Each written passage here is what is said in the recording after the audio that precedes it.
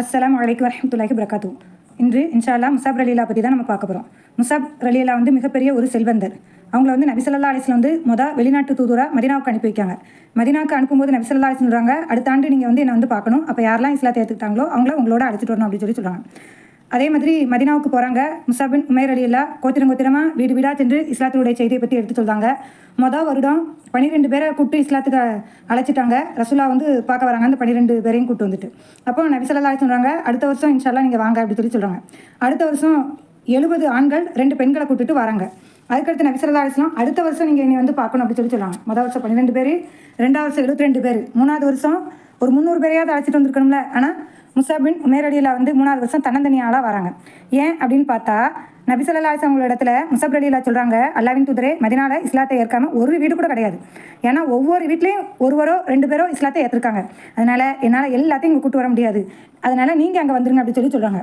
ரசூலா மதீனாவுக்கு வரும்போது அங்கே பெரியவங்க, சின்னவங்க, வயதானவங்க, பெண்கள் அப்படின்னு அனைவருமே ரசூலா வந்து வரவேற்பு பாடலை பாடி அழைச்சாங்க அப்படிங்கிறத நம்ம கேட்டிருப்போம். உஹது போரில் மும்பரமாக நடந்துகிட்டு இருக்கு. அதில் திடீர்னு பார்த்தா முஸ்லீம்களுக்கு மிகப்பெரிய ஒரு பின்னடைவு அப்படின்னு நம்ம கேள்விப்பட்டிருப்போம். நெருக்கடி இருந்துச்சு. பெருமானார் ஸல்லல்லாஹு அலைஹி வஸல்லம் வந்து போர்க்களத்தில் வந்து தனித்து விடப்பட்டிருக்காங்க. நபிகளாரை வந்து எதிரிகள் வந்து சூழ்ந்திருக்காங்க.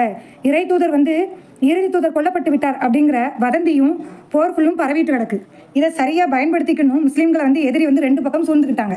முஸாப் பின் உமைர் ரலியல்லாஹு வந்து முஸ்லீம்களுடைய கொடியை வந்து கையில் வச்சுருக்காங்க. வலக்கையில் வந்து வாளோடு இருக்காங்க, இடது கையில் வந்து கொடியோடு இருக்காங்க. அப்போ அவங்க என்ன சொல்கிறாங்க அப்படின்னு கேட்டால், முகமது நபி ஸல்லல்லாஹு அலைஹி வஸல்லம் வந்து அவங்க வந்து ஒரு தூதர் தான். தூதர் இல்லாமல் வேறு யாரும் கிடையாது. அவங்களுக்கு முன்னாடி பல நபிமார்கள் வந்திருக்காங்க. அவங்க வந்து இறந்துட்டாங்கன்னு ஒரு செய்தி கேட்டாலோ இல்லை கொல்லப்பட்டுட்டாலோ இப்படிலாம் ஏதாவது செய்தி கேட்டால் நீங்கள் முந்தைய வாழ்க்கைக்கு திரும்பி போயிடுவீங்களோ, நினைவு இருக்கட்டும். அப்படி யாரெல்லாம் திரும்பி போகிறாங்களோ அவங்களால அல்லாஹ்வுக்கு எத்தகைய ஒரு தீங்கும் தர முடியாது அப்படிங்கிற வாசகத்தை சொல்லிக்கிட்டே முஸாப் பின் உமைர் ரலியல்லாஹு வந்து எதிரிகளை வந்து திசை திருப்புனாங்க. எவ்வளோ பெரிய ஒரு விஷயம்னு பார்த்துக்கோங்க. நபி ஸல்லல்லாஹு அலைஹி வஸல்லம் நெருங்கிட்ட அந்த எதிரிகள் இப்படி ஒரு சத்தத்தை கேட்ட உடனே அவங்க என்ன பண்ணாங்க அப்படின்னு கேட்டால், முஸாப் ரலியல்லாஹு வந்து நெருங்குதாங்க. அவங்களோட சண்டையிட்டு கொடியை வந்து தாங்கி பிடிச்சிருக்கக்கூடிய அந்த இடக்கையை வந்து ஒரு வெட்டு வெட்டியிருந்தாங்க. வெட்டப்பட்டதுக்கு அப்புறமும் அந்த வாசகத்தை சொல்லிக்கிட்டே இருந்ததுனால முஸாப் ரலியல்லாஹுடைய இடது கையை ஒரு வெட்டு. கொடி தரையில் விழக்கூடாது அப்படின்னு சொல்லிட்டு தமது வலக்கையால் வந்து தாங்கி பிடிச்சிருக்காங்க. அதையும் வெட்டியாச்சு.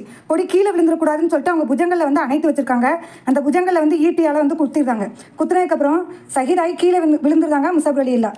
கீழே விழுந்தும் கூட அந்த நிலையிலும் கூட அவங்க இதற்கு முன் எந்த நபிமார்கள் வந்தார்களோ அதே மாதிரி தான் நபி ஸல்லல்லாஹு அலைஹி வஸல்லம் நம்மகிட்ட ஒரு தூதுவராக இந்த உலகத்துக்கு வந்து வந்திருக்காங்க அப்படிங்கிற வாசகத்தை வந்து சொல்லிக்கிட்டே இருக்காங்க. கொடிக்காத்த குமரனை பற்றி நம்ம கேள்விப்பட்டிருப்போம். ஆரம்பம் யார் அப்படின்னு கேட்டால் முஸாப் ரலியல்லாஹு மட்டும்தான். சரிங்களா? முஸாப் ரலியல்லாஹு போன்று ஒரு வீரமிக்க ஒரு தியாகியாக வாழக்கூடிய பாக்கியத்தை நம்ம அனைவருக்கும் தருவானாக.